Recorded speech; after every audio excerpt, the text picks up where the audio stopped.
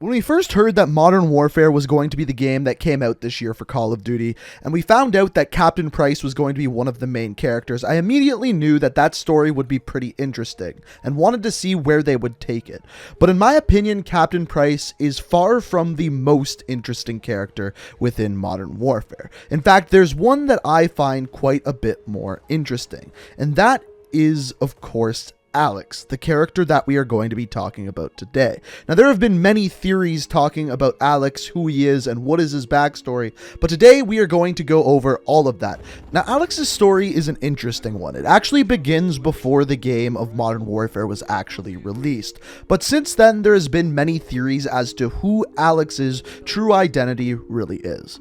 And by the end of this video, I believe I will have fully answered that question for you guys. But first, we have to dive into the beginning of the full story of Alex. So as I mentioned before, the mystery of Alex began well before the launch of Modern Warfare. Before the game was actually launched, Activision actually put out a bunch of blogs discussing the bios of all of the individual characters within Modern Warfare and in the campaign. One of these bios was on Echo 31, aka Alex, and through reading his bio, there's not a ton of information here that we don't find out through the campaign. For example, he works for the CIA in the Special Activities Division. He's used to working with small militias behind enemy lines and covert operations. However, there is one paragraph in this bio that is found nowhere throughout the campaign, and it is this one here, and it says that Alex is surrendering his former rank and history of Special Ops military service with Army Delta. Alex sacrificed traditional contact and association with family to join the Special Activities Division. He has spent his last 6 years living a series of assumed identities to achieve sensitive objects wherever he is needed. Once tasked, he often operates autonomously, training, advising, and arming allies to act as interpreters, pathfinders, and soldiers. This information can only be found in this bio. This is not something that is stated throughout the entire campaign. The fact that he is working as an assumed identity is never once said. The only information given to us in the campaign to let us assume this is that he only goes by a first name of Alex. So we know that his name, Alex, isn't actually this character's real name. And this is where the mystery began. But it continues throughout the Modern Warfare campaign. In the very first mission of the Modern Warfare campaign, you play as Alex. Just Alex, the CIA agent who is going into a gas facility to try to take some gas from one of Roman Barkov's compounds. But upon doing this mission, by the very end, the gas ends up getting taken from under his nose by what they assume is Alcatala. 3-1, how copy? Alex, is you read? Over. I got you, 3-1. Shit.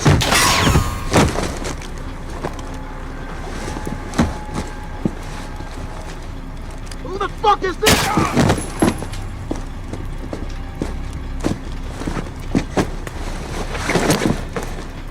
CD, answer. Russi. Marines. Amitat. Lazim Darak. Faran.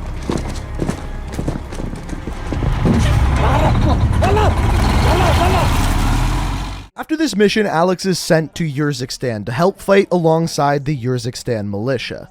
And when Alex goes there, he meets two people. First of all, Farah, who is one of the leaders of the Urzikstan militia, alongside her brother, Hadir, who we'll talk a little bit more about later.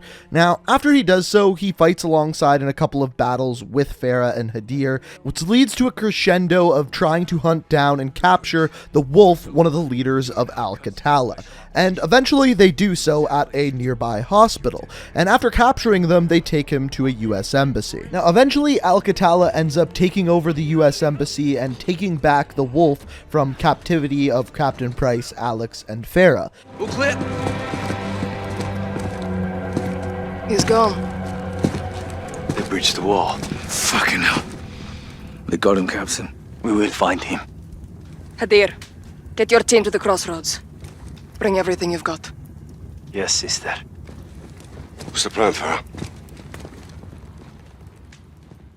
From here, Farah, Alex, and Hadir all head to the Highway of Death, the only highway in or out of Urzikstan. And when they are here, they try to stop the wolf from getting out of Urzikstan, and eventually they end up getting completely overrun by Al-Qatala soldiers.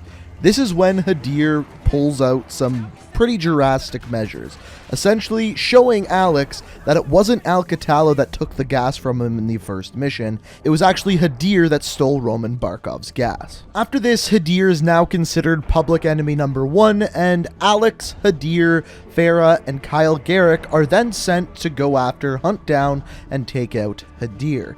But in doing so, Hadir actually sets them into a little bit of a trap, and instead of killing Hadir, they end up killing the wolf. And Hadir is still at large. But this is where things take a little bit of a turn, because the American government now is considering the Urzikstan militia as a terrorist force. And instead of Alex going back and helping America, he decides to go and help Farah in the Urzikstan militia. And in doing so, he's essentially committing treason and is disavowed from the CIA. They're our allies. Yeah, not anymore. Will you keep your muppets on a short string, Colonel? Or what? I'll fucking hang you from it. Kate, these people need our support. There's nothing else we can do. Well, there's plenty we can do. I'm tired of being told who my friends are. Alex, don't. I'm going back to Urzikstan, staying with Farah's army. What you're doing is illegal. I'm pretty sure everything we do is illegal. Only the good stuff. You got friends nearby? You too. Thank you. For everything. Well, it's not over yet. Trust me. I always have. And Captain Price was absolutely right. At the very end of the game, Captain Price wants to get the band back together for one last mission. This mission is to storm Roman Barkov's gas facility, blow it up, and kill Roman Barkov. And that's pretty much exactly how the mission goes until about halfway through, when Alex and Farah are storming the main facility of the gas compound and the remote detonator breaks. Clear! What happened? Detonator's fucked. It's dead. I'll go in there. And do what? Ignite the furnace. You'll never get away in time. I know what I'm doing. Farah, listen to me. No, you listen to me. Because of this poison, my people have known something worse than war. I did not come this far to turn back. I'm not asking you to turn back. I'm asking you to give me the order. I won't do that. Commander, please. I am not your CO. Then who is? Because someone needs to light this fire and someone needs to kill Barkov. And you can't do both. I've been an assignment my whole life. This is what I believe in. Give me the order. You are a freedom fighter, Alex. You're a born leader, Farah. Say the word.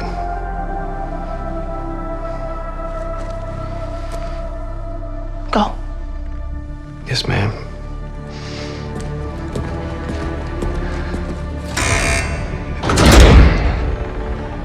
Good luck.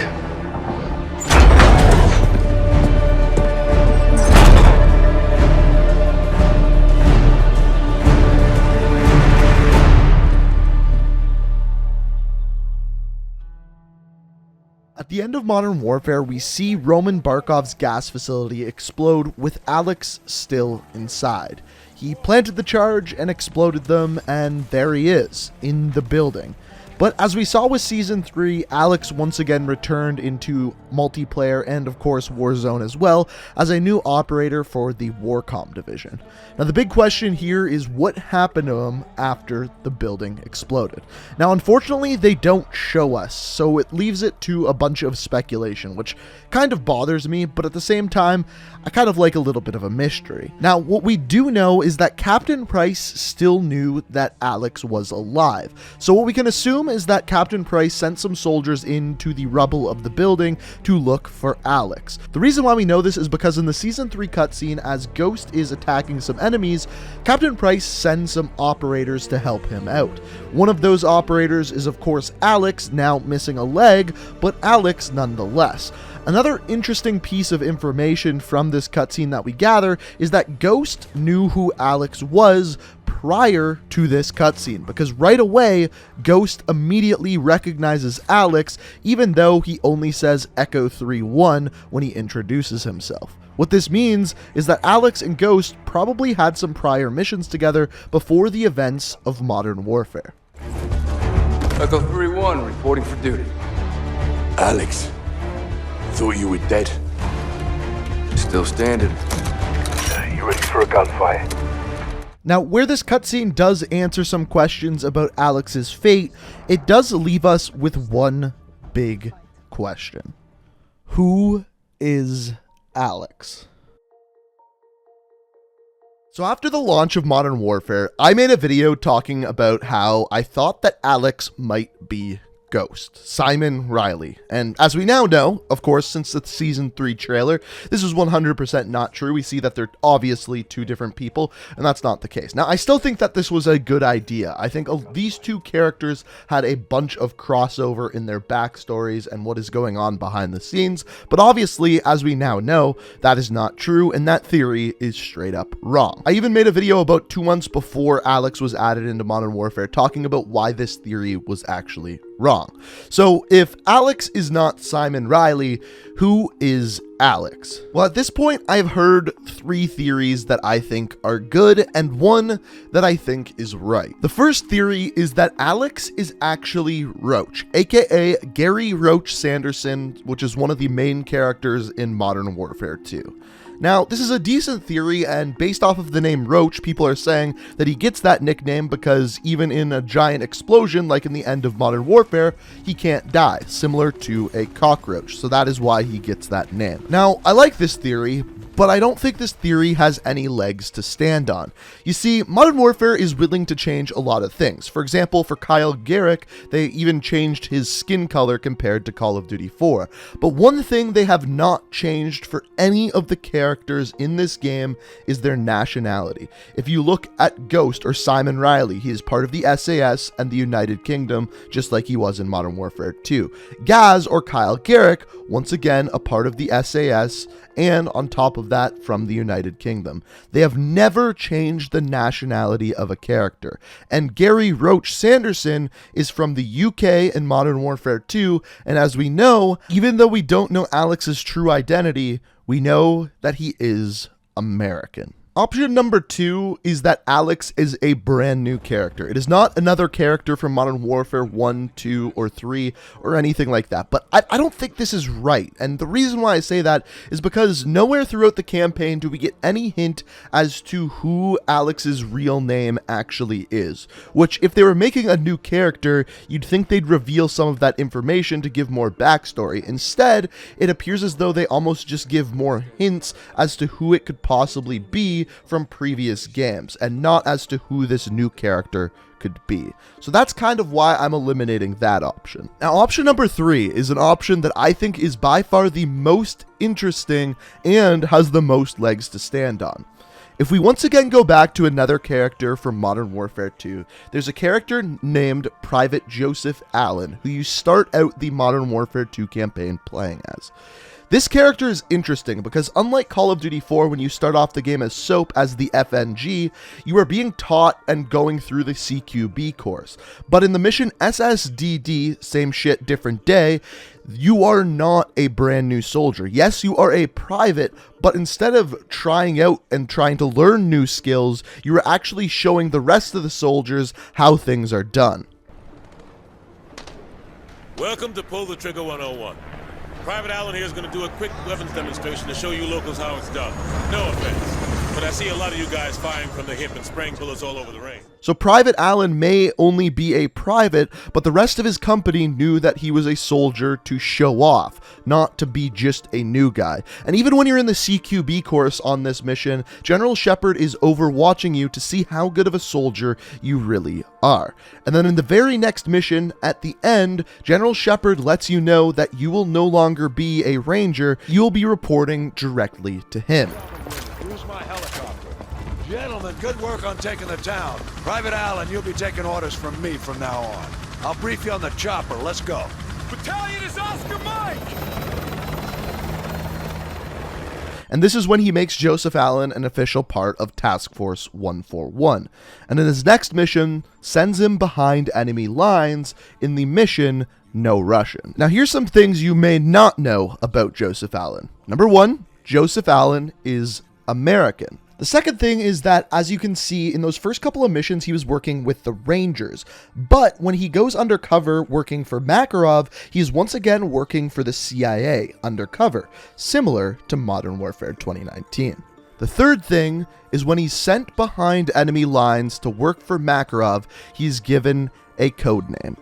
This code name is Alexei Borodin, or for short, Alex. Now, it's possible that that is just a coincidence, but he is one of the few main American soldiers that is a part of Task Force 141, and as we saw in the campaign for Modern Warfare 2019, Alex is constantly wearing a Task Force 141 logo.